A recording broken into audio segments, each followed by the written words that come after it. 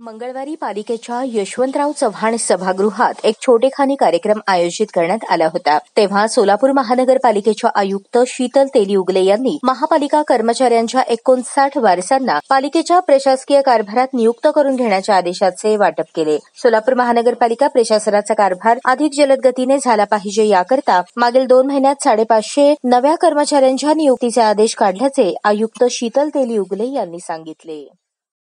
अनुकंपा तत्वावरती नियुक्त्या ज्या दिल्या गेल्या आहेत त्या सुमारे 3 वर्षांच्या आहेत.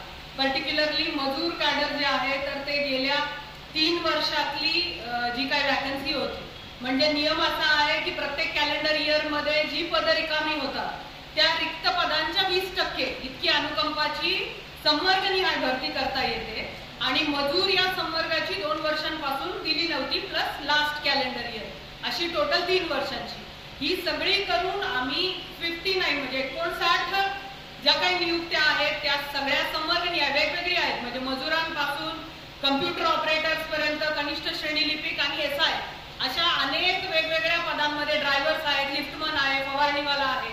तर या नियुक्त्या आम्ही दिलेल्या आहेत. मला तुम्हाला आवर्जून सांगावंसं वाटतं ही जी प्रोव्हिजन आहे 20% कॅलेंडर इयर मध्ये रिक्त होणाऱ्या पदांच्या 20% ती नॉर्मली 10% होती. शासनाने एका नियमान्वये या 20%ला ह्या डिसेंबर एंड पर्यंत मुदतवाढ दिलेली आहे.